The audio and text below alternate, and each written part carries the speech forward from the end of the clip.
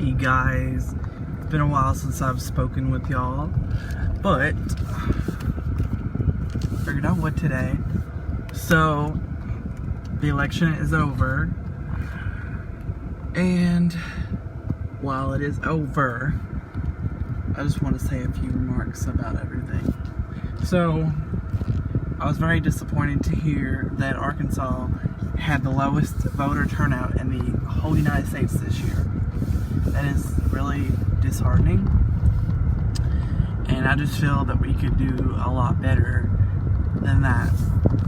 We, especially in a year like this when things have been crazy, and you know, a lot of people were afraid to get out and vote because of the pandemic. And I saw this article that was talking about how in 2016 almost 1 in 20 voters, you know, their applications for absentee ballots, you know, their absentee ballots were, you know, discarded or whatever. And the national average is like 1 in 100, but Arkansas is 1 in 20. And they haven't even put the statistics out of this year yet, because we had a lot more absentee ballots this year, or mail-in ballots or whatever they're called, than usual, because a lot of people were afraid of the pandemic and didn't want to get out because of their health, you know, and that's totally understandable, and people should have taken that into consideration and made sure those people's voices, you know, their vote mattered. And I don't know, we just really need to get people together to get the vote, get people registered to vote. It's so important. If we want to make a change in our state, then we need to get as many people as we can registered to vote before the next election, which is in 2 years. So I want to help out any way I can to do so, and we need to figure out exactly who's running for what, and, you know, promote their campaigns. You know, I was talking to someone earlier about how we really need to get people registered to vote, and, you know, there's a lot of ways you can do that. Like Georgia, for instance, you know, we need a movement like they had, a Stacey Abrams movement, to get people registered to vote, because that's how you make a change. You know, Joe Biden won Georgia by like almost 13,000 votes. It was like 12,000 something. I can't remember the exact number, but you know, those people, they had a lot of people registered to vote between the last election and now, even since 2018 when Stacey Abrams had her election against, you know, their current governor, in which she lost. But she used that loss, and you know what she did? She got out there and registered people to vote and turned her state blue. That's her revenge, was that she got her state to turn blue. They voted for Joe Biden in Georgia, the Georgia that hasn't voted for a Democratic candidate since the 90s, I believe. 92, I believe. It's before I was born. You know, we could make a change like that in Arkansas. I really have faith that we can do it. We just got to get people out there registered to vote. People have to know the importance of elections. This state doesn't have to be the way it is. We don't have to be suppressing this state. We have our government officials who are voting against our best interests. You know, we don't need that. We need positive change in Arkansas, and we can do it, y'all. We just gotta put the hard work in to get there. But I know that we can do it. If Georgia can do it, we can do it. So we need to do everything we can, you know, to get people registered to vote. You know, another thing, their Senate races are going to be going on, and the early voting is going on now in Georgia, that will determine who's in power in the Senate. Right now, the Republicans are the majority, which is why we haven't gotten COVID relief in months. In over 8 months now, almost 9 months. We haven't gotten COVID relief since March, because the GOP has kept refusing it. Even after Trump had said that he demanded $2,000 checks, the GOP denied it. You know, they're going to be deciding on that tomorrow, actually. We're going to see if Trump will sign it or not. But I'm just saying, we wouldn't have to worry about if we're going to get relief or not because of the Republicans if we had the majority. and those 2 Senate races are going to put it at a tie. If the two Democrat candidates, Jon Ossoff and Reverend Raphael Warnock, win those 2 Senate races in Georgia, then it will put the Republicans and Democrats at a tie, and Vice President Kamala Harris will be the tiebreaker, which means we will get whatever positive change that we want passed.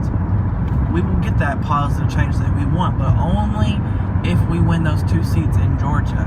And I have faith that we can do it. I myself have donated to their campaigns because I really believe, that we can make this positive change that we want to see out there.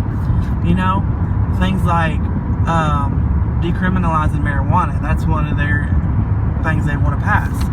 It's something that's very important that has been, the war on drugs is a big target toward our minorities, like our African American community out there and our Hispanic people. A lot of different minorities out there that this war on drugs has happened because of. And if they decriminalize marijuana, that's one step towards tackling that issue.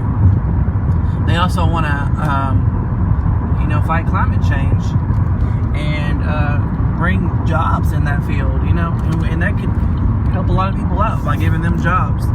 And they want to raise the minimum wage to $15 an hour. It's way past time that people get paid for the hard work they put in. And we've especially seen, who the real heroes are during this pandemic, and it's the essential workers. And a lot of the essential workers, even myself, don't get paid, very much, and we, the essential workers especially, we need to be able to make it, and it's not easy to make it on the minimum wage that we have now. So at least raising it to $15 an hour would help the working class, and that is the majority. So we need to help the working class, and they also want, college to be, free. And there's a lot of ways they can achieve that goal, and that's one of the things they want to do. They want college to be free, tuition free. So that's important because education, we need to put more money into paying our teachers, and make it easier to get an education. We shouldn't be having debt before we even have a freaking home or a place to live.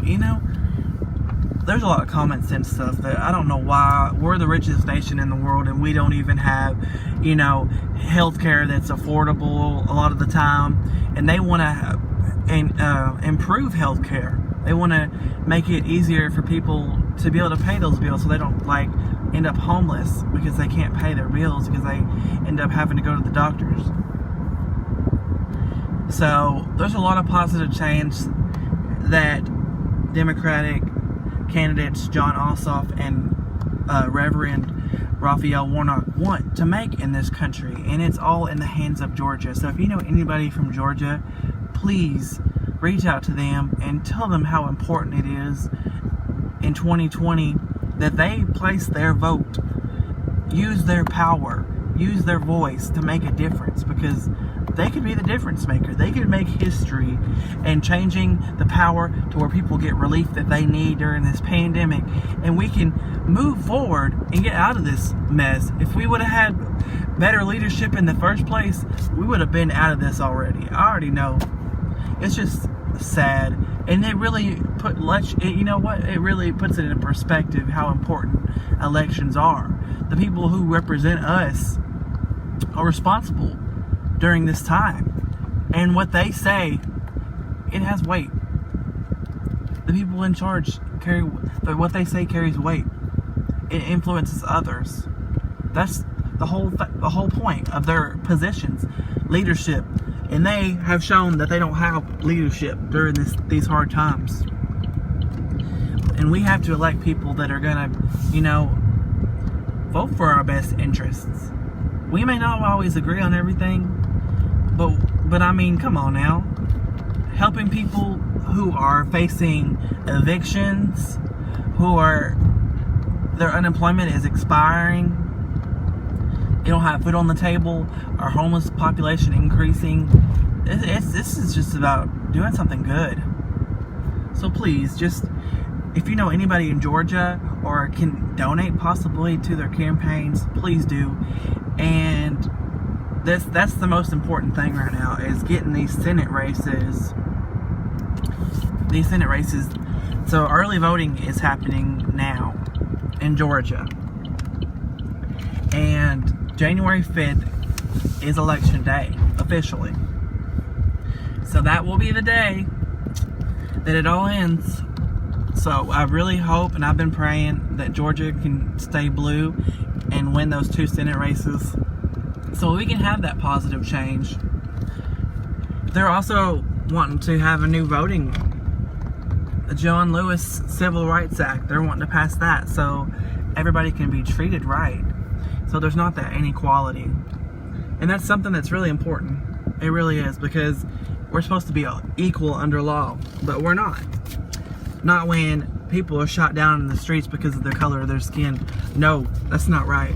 That should not be happening, especially in 2020. This is 2020. 2021 in about a week. And we're still having people shot because of the color of their skin, dude. Targeted because of the color of their skin. And it's not right. It's got to come to an end. We have to make a change. And the time is now. So please donate to Jon Ossoff and Raphael Warnock, and reach out to, I share a lot of posts on social media about it. You can do the same.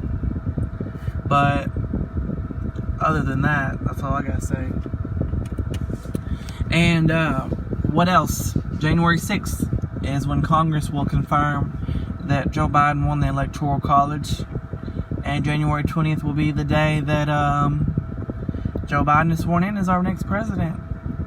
January 6th, they're trying to possibly cause some commotion when it comes to like debating on the floor.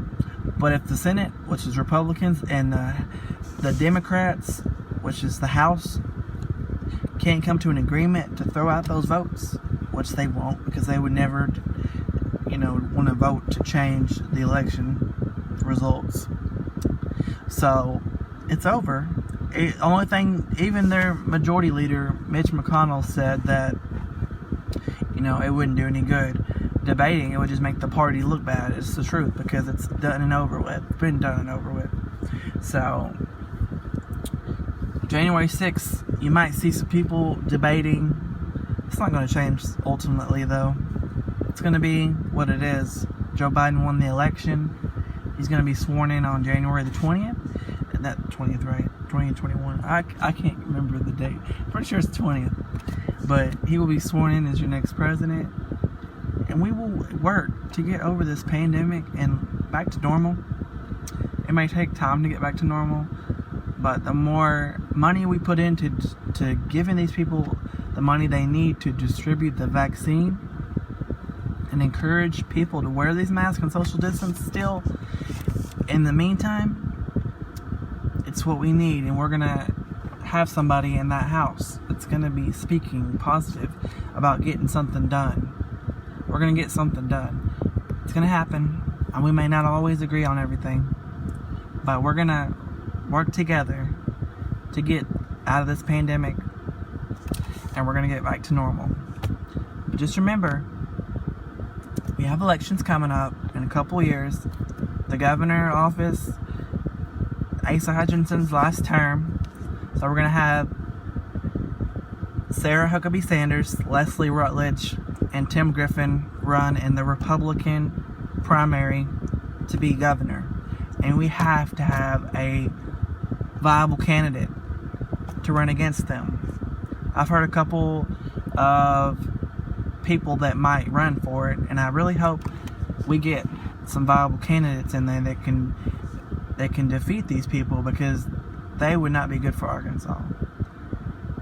They support Trump, which is the loser of the 2020 election.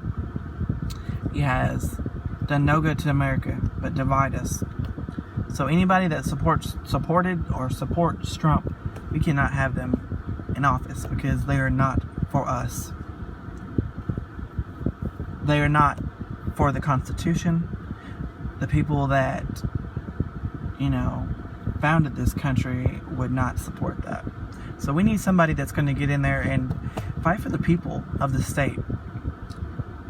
So we, in the meantime, are going to have to do whatever we can to get the word out about registering people to vote, and just showing, just letting them know the importance of using their power, using their voice to make a difference.